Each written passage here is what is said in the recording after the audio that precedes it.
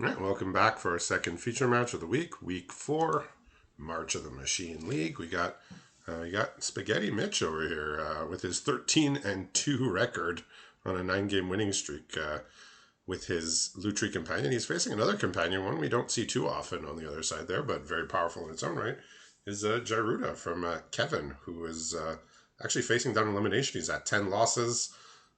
He he had a power failure, so he's streaming from his phone on using his data. So he's he's really he's really been a trooper for us here tonight, making it happen Man, despite the power outage. he's got some good stuff going on here, though. He's got Forest, Island, Swamp, plus Bola Slinger in hand. So some big stuff going to happen. Okay. We also have the rare kill spell and Pylon, an Azumi Freewheeler, and a Fertilid's Favor to help out with that fixing. Yeah, we saw him last week in the feature match. Don't believe he was running this Gyruda companion here. But I should be corrected. He tossed back the Bola Slinger on his mulligan. He's got Summary Judgment, which is from the Ravnica set. Destroy target tapped creature. No, 3 damage target tapped creature. Okay, yeah, I think he was mostly, I think, Simic, which sent him down towards Ravnica Allegiance. Sure. Yeah, so Mitch here, he's just about as few punishment packs as you can have on week 4, which is 2. Granted, this is his first match of the week, so he'll be playing more throughout the week and might get some losses. But he's currently at 13-2, so we're going to see what this very powerful record's all about here. And I mean, just from seeing the companion, we know Lutri is just obscenely powerful. One of the other things that's really subtle but really important, I think, in a limited sort of pool that he's got, he's got 2 dual lands in play. And so even though we see 4 colors throughout the deck, he's got the Freewheeler, which obviously taps for any color of mana, the artifact, and then we also see both the red-green and the blue-black dual. Yeah, so he's just going to take the opportunity to transform his Aetherblade Agent here while the shields are down, as they say, and just get in for one, get his card. So Kevin has to address this 3/3 either by blocking it with a creature big enough or by killing it, in which case Mitch has got his card. I mean, it was at the expense of a turn, but he got his card. All right. Yeah, Summary Judgment, which we kind of talked about in the early moments here, just destroying essentially a tapped creature, which is going to obviously stem some of that card advantage coming from Mitch, but it takes us pretty much entire turn 4 to do it. And obviously being a Gyruda deck, all of his cards in his main deck are even converted mana cost, meaning that all of his entire hand, 4 mana, the whole thing. Just all 4 drops, yeah. Well, here comes Atris, who we saw earlier in the hands of Drake. So in hand, Spaghetti Mitch has a Final Flourish, he has a Deadly Derision, he has 3 lands. So he's definitely hoping to pair up one of those removal spells with a Lutri trigger. Looks like we're looking at Invasion of Ixalan, an island, and an Urn of Godfire. So the Invasion of Ixalan going face up and the 2 weaker cards going face down. Mitch has to decide whether the 2 mystery cards will be worth the very powerful rare. Yeah, let's see what he gets here. I think Invasion of Ixalan is probably good enough to take. We'll see. You of all people saying take the singleton card? Yeah, we'll see. But no, he went for the 2. 2 cards. It's tough to pass up, right? Just drawing 2 cards doesn't matter what they are. Impossible, actually. Impossible to pass up. He gets in 3 free damage, and then also even gets to deploy the Urn this turn to help out with some fixing, and be considered a late game removal spell. Yeah, Flight Eraser card. I know it performs okay. I just haven't found that I like it very much. I think the innocuous part of it is 3 damage. If you can consistently get in for 3 damage, it works. It works well. I just haven't been a huge fan of vehicles in limited unless they have flying, trample, or something really appealing. Because tapping your creature is a cost, right? Absolutely, it's a big cost. But for Mitch, it's kind of like it's week 1. So Flywheel Racer it's a perfectly fine week 1 card because he's basically still playing his more or less week 1 or week 2 deck. So for now, while he's trying to make all these colors work, it does just fine. I was debating as I was looking at Kevin's hand. He has 2 Fertilid's favors to go, fix his Okay. mana and ensure he's got his 6th land for Gyruda. But this pylon taking care of the Atris, making sure he doesn't take any damage this turn, also surveilling a land at the top means he's going to be able to deploy his namesake card, Mm. Gyruda, for on turn 6. Yeah, I usually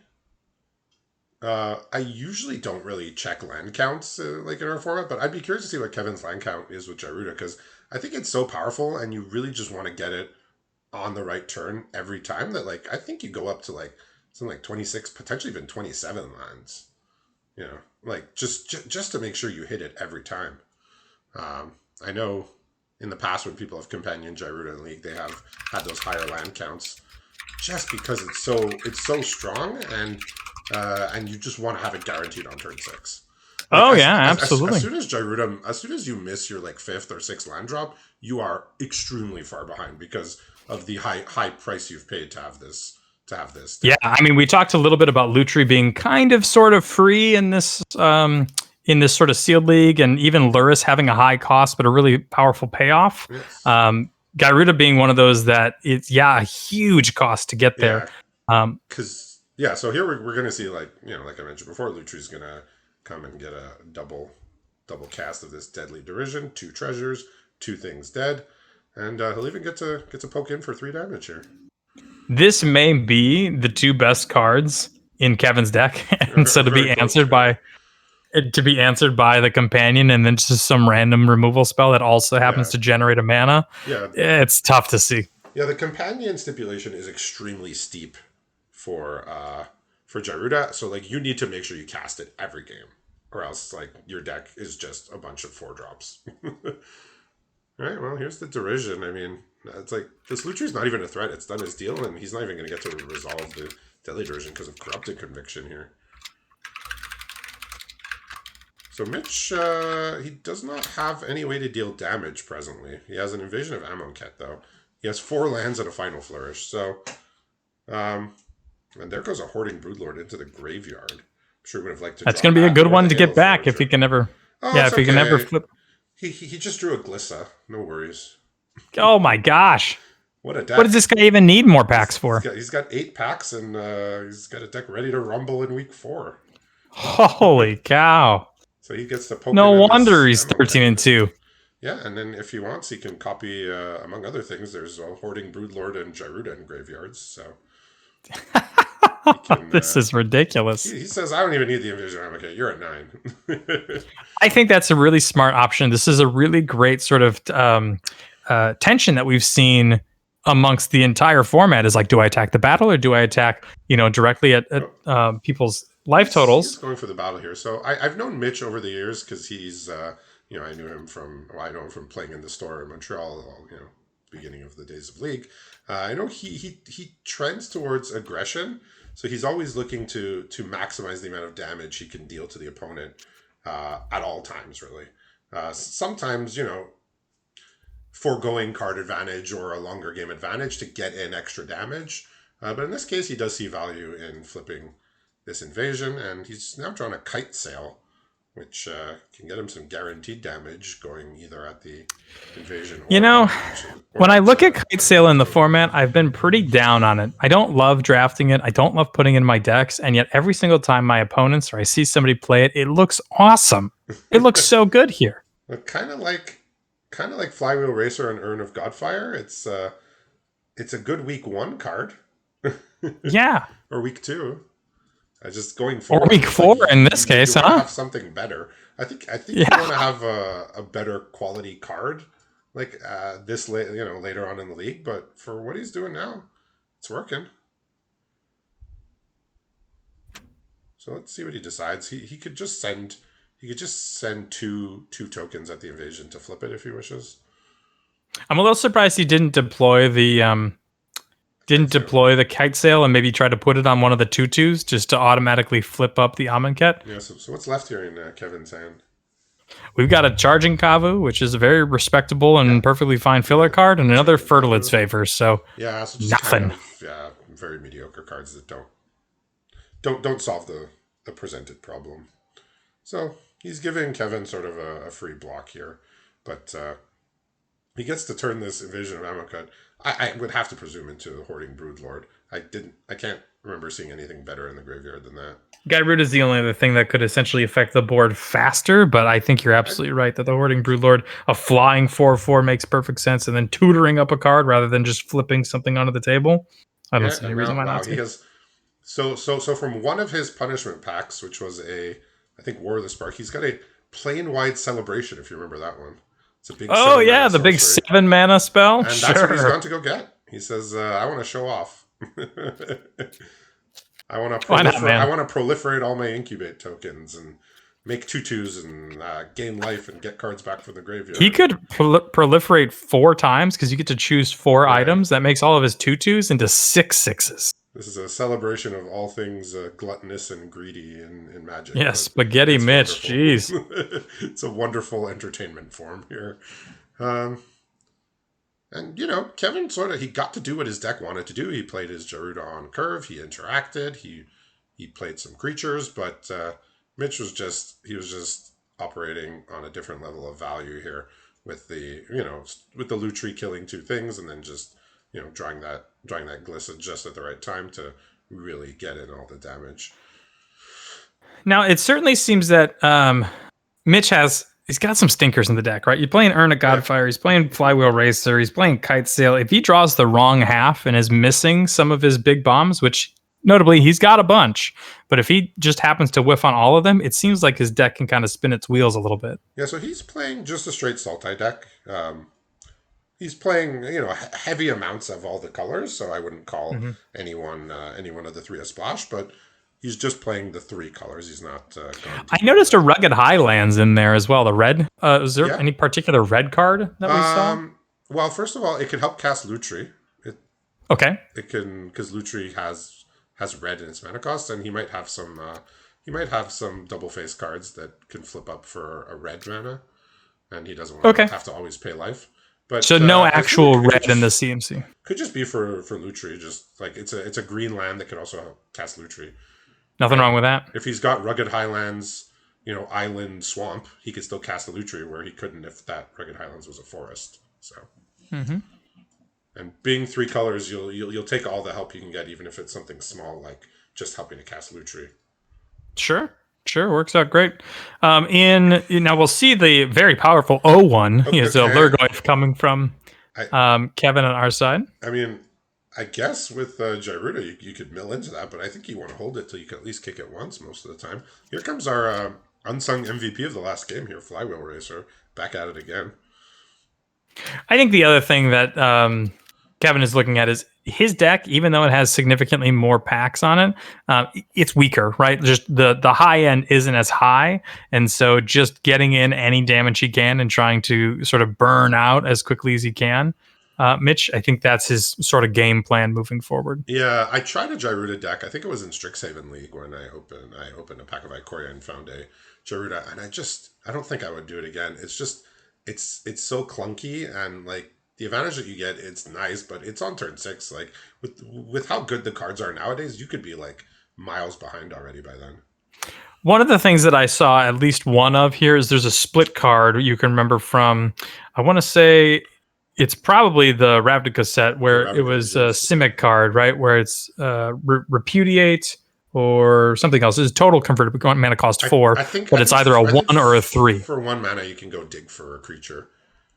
Yeah, And yeah. And so what that does is essentially exile just something, and it becomes a 3/3. yeah, it feels the curve. And so that kind of item I think really sort of helps in Gyruda decks. I can also remember not necessarily Bone Crusher Giant itself, but a lot of the adventure cards, right, have these little effects that you can cast on turns 1, 2, or 3, and then you can have the even converted mana cost later. Yeah, and that also gets around stuff like Karuga as well sometimes. If you end up with that. So Mitch has got all the action in the world in his hand. He just needs to hit his land drops, and he's going to be just fine. He's got Invasion of Amonkhet he's thinking about running out here, but he also has Invasion of Vryn, Wildwood Escort, Completed Huntmaster, and Final Flourish. So just a handful of stuff to do. Interaction, creatures, value cards.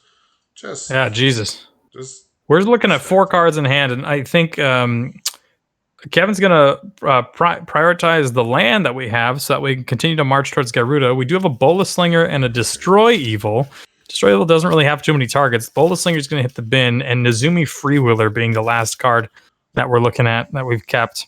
It Destroy Evil, Notably, which was like strangely excellent in its format, and usually those effects are like uncommon, but they printed that common. It was just like bizarre, bizarre how good it was. But no targets yet, as you mentioned. one thing to note: the Invasion of Amonkhet, the mill and discard and all that made the Lurgoyf for which stonewalls this flywheel racer. So it looks like if Mitch wants to accrue it, it's only going to be for. Okay, he does have a final flourish here. He might want to use. I don't know if he clocked that the Lurgoyf grew, or if he's just happy to use his final flourish. Well, if Kevin blocks with the Lurgoyf only, then the final flourish just as regular -2/-2 means that the flywheel racer gets to eat it. So a little combat trick here. So he did note that the Lurgoyf grew, and he said, I got an answer for that. He's got an answer for most things.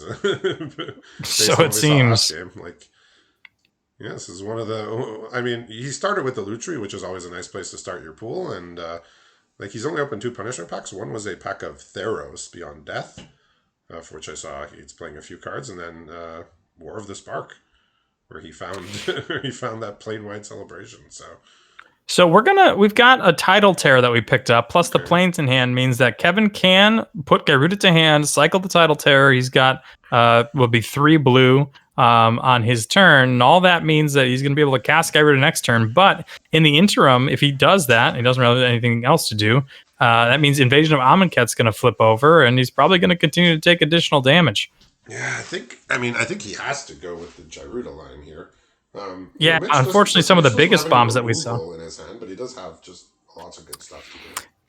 Glissa doesn't get hit by the Garuda, but I think the Convoking Broodlord, the dragon would, yeah, is 8 mana, and so that it's got to be the best hit that you can imagine with Garuda. I can't think of a better one. All right, so Mitch drawn a land, which I'm sure he's okay with, considering he wants to cast all of his powerful spells. Looks like he's going to go after the Amonkhet here. So Kevin did not bring Garuda into his hand, which means not getting cast next turn. Oh yeah, that is very interesting. So does he have an instant here? No. Huh. No, he doesn't. He's got this land cycling. So Zimone, unless you have 8 lands, it just taps to like ramp you from your hand, right? Mm-hmm. And allows him to take this island and put it onto the battlefield. Okay, but that doesn't cast Garuda, unfortunately. Yeah, and it looks like unless he were to draw another land, which really he doesn't want to do, he's all he's going to be doing is casting the Nezumi Freewheeler. One thing that looks like Kevin's decided to do is the mode on Destroy Evil, where it destroys a creature with 4 toughness or greater, and the Lazatep Convert comes back in. It obviously copies whatever creature you want it to, but it's a 4/4. So therefore, he just gets to answer. Yeah, if Mitch sees this game going long, he could take the Zimone, but I think he says, let's put the pressure on here. This sounds like the Spaghetti Mitch that you apparently know very well, right? Well, Slinger being the most aggressive in the bin. He gave him a target for Destroy Evil.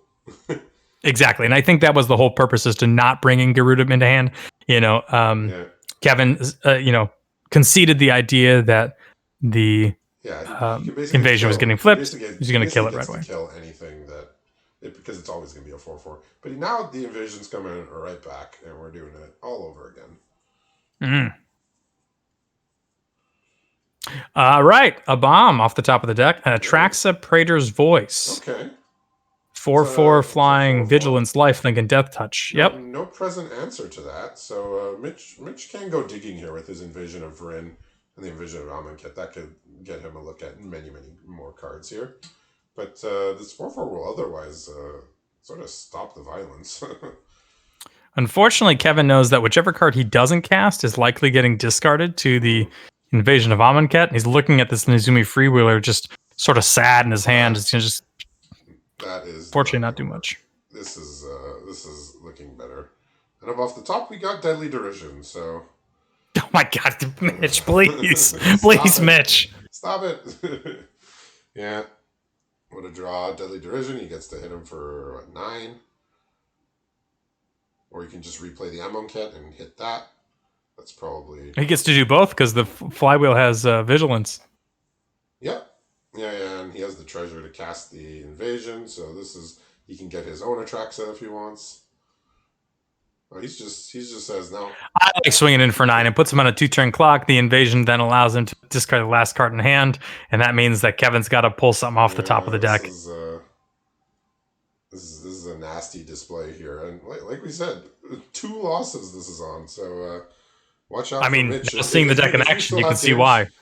games left this week and you get paired against Mitch, be prepared for. Good luck. Yeah. So wow. Yeah, he's at 9. Looks like he's just gonna have lethal here. A In he bola slinger comes. picked up for turn isn't going to do it on No. Kevin's side, and All right. GG's Well, thrown just out. this That's the game. extremely impressive display from Mitch's deck. So, if you were wondering why his record was as it is, we now know. So Now you know. congratulations to Mitch for his win there, and this effectively has ended Kevin's league. This was his elimination match. So thank you to both players, and congratulations to Mitch. And we'll be back for our third match in a little bit.